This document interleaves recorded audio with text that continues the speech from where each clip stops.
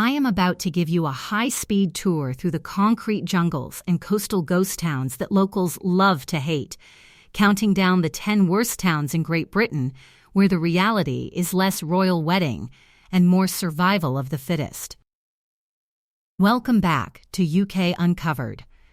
Now, before you start typing a furious comment in all caps telling me I don't know what I'm talking about, let me explain. I've looked at the deprivation indices and most importantly, I've talked to a lot of locals to find out what it's really like to live there. I'm going to tell you the good, the bad, and the absolutely tragic. If you appreciate honest, data-backed tours of Britain without the fluff, do me a massive favor and smash that like button right now. It helps the algorithm more than you know. Ready to see if your hometown made the cut? Let's get into it. Starting off our list at number 10, we are heading over to Wales to check out Swansea. And let me tell you, this place is the definition of a butterface city. Everything looks great from a distance, especially that coastline. But up close, it's a whole different story. This is the second largest city in Wales, sitting right on the coast. And it's got this weird split personality where 1 minute you're looking at the Gower Peninsula, which is legitimately some of the most beautiful scenery in the entire UK. Basically Caribbean-level views if you ignore the freezing rain. But then you turn around and you're slapped in the face by a city center that looks like it was designed by people who hate happiness. Just endless gray concrete and sad, wet streets. Locals literally call it the graveyard of ambition, which is a pretty heavy nickname if you ask me. And most people living there today feel like it's just a place where dreams go to die, because the economy is sluggish and the whole vibe is just tired. I talked to locals who are pretty blunt, saying that while they defend the place against outsiders, the city center basically died when the big Tesco superstore opened, and now it's just a mix of charity shops and boarded-up windows, giving off this heavy feeling of lost potential. It's super patchy, you've got to avoid areas like Town Hill and Mayhill, and also steer clear of parts of Port Tennant and Bonymain if you value your peace and quiet. The wages are some of the lowest in the UK at about £607 a week. So you're not exactly raking in the dough. The biggest downside is just how isolated and stuck it feels. It's at the end of the line. The train to London takes forever, and it feels like all the government investment stops at Cardiff, leaving Swansea to rot. Coming in at number 9, we are jumping up to the largest town in Scotland to visit Paisley, a town that is technically huge, but lives completely in the shadow of its big brother, Glasgow. And honestly, it's got this spooky, haunted grandeur vibe that you can't shake. You walk around and see these incredible old buildings like the Paisley Abbey and the Town Hall that scream we used to be rich and important because this place was once a global textile powerhouse. But now it feels like the money packed up and left about 40 years ago, leaving behind a lot of boarded-up storefronts and gray pebble-dash tenements that look like they've been crying in the rain for decades. It lands on this worst list because it deals with some serious, deep-seated deprivation issues, appearing constantly on the Scottish Index of Multiple Deprivation. And sadly, it's right in the middle of a region with some of the highest substance death rates in Europe, which casts a really tragic shadow over the whole town. It's the only place where the pigeons fly upside down because there's nothing worth pooping on below. I was talking to the locals and the residents fiercely defend the place, saying it's a shithole. But it's our shithole, and pointing out that the bad reputation is mostly stuck in the 90s. If you absolutely need to know where not to go, Fergusley Park is the big one. It's historically been one of the most deprived schemes in Scotland, and locals will tell you straight up to avoid it, along with Foxbar and parts of the West End where things can get sketchy fast. At number 8, we've got Clacton-on-Sea, which sounds like it should be a cute vacation spot, but let's be real. If you look at a postcard from the 1950s, it looked popping, but today it's basically the poster child for left-behind coastal towns in the UK. The vibe here is a weird mix of geriatric and sketchy. During the day, it's like a massive open-air waiting room full of mobility scooters and retirees, But as soon as the sun goes down, the town center gets this weird aggressive energy with vandalism and bored teenagers who have literally nothing to do. It's on this list because of the intense poverty statistics, specifically in a nearby village called Jaywick, which is consistently ranked as the most deprived neighbourhood in all of Brighton. We're talking unpaved roads and shacks that were meant to be summer homes now housing families year-round, in really rough conditions. Locals are brutally honest, with one guy describing it as a place you move to die, and another painting a grim picture of Monday morning street drinkers huddled around piles of trash, which is just a super bleak image. If you have to live here, you definitely want to stay away from the Pier Ward and the streets right behind the seafront. It's the only town where the average age of the population is higher than the speed limit on the highway into town. Number 7 is Oldham, sitting up in the rainy hills near Manchester, and this place is just gritty, hard, and suffering from a massive industrial hangover that it hasn't shaken off in 50 years. It used to be the cotton spinning capital of the world, but now it's a town of red brick terraces and steep hills that feels incredibly segregated, with different communities living totally separate lives, which has led to some serious tension and even riots back in the early 2000s. The vibe is survival mode. It rains here constantly because of the Pennine Hills, making everything feel damp and gray, and the town center is dying a slow death with just vape shops and betting parlors open, giving it a ghost town feel by late afternoon. I checked out and people there don't hold back, calling the town center miserable and rude, and it's a commuter option for Manchester if you can handle the grit. You definitely want to avoid areas like Coldhurst and St. Mary's, which are statistically some of the poorest wards in the country with overcrowding issues, and Yorkshire Street in the town centre at night is a no-go zone unless you want to see a fight. I asked a guy in Oldham if he'd lived there all his life, and he looked at me and said, "Not yet."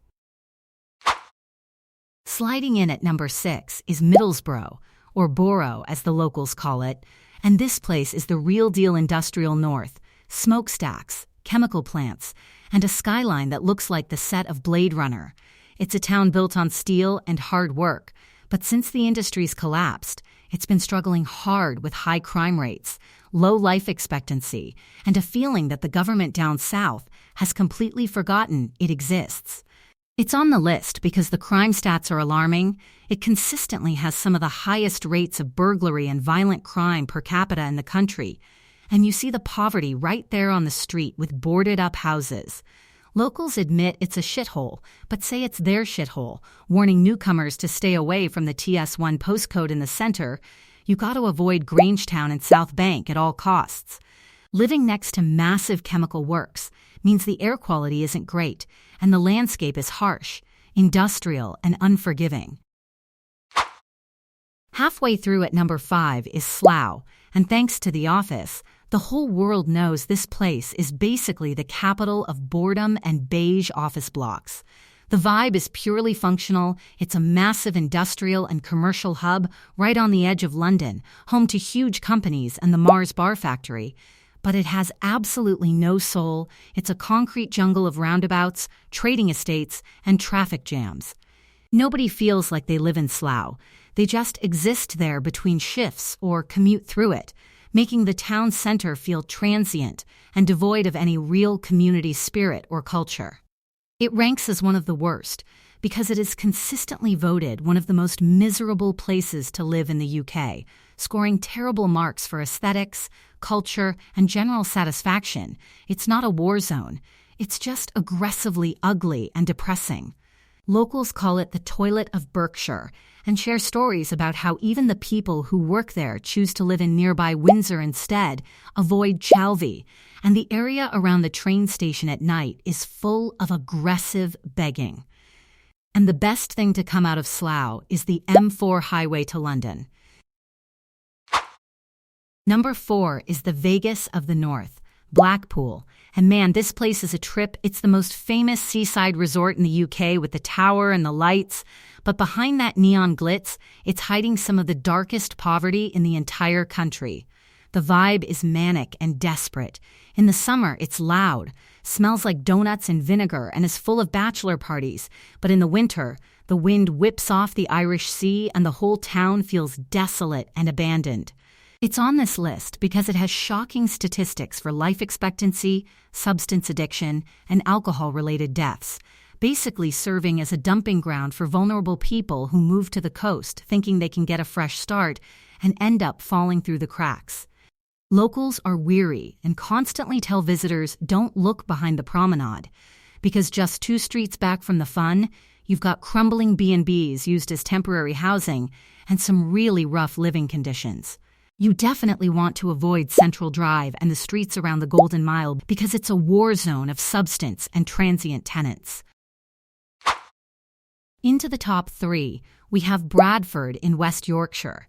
It's a city that was once the richest wool capital of the world, but is now struggling with a massive identity crisis and deep divisions.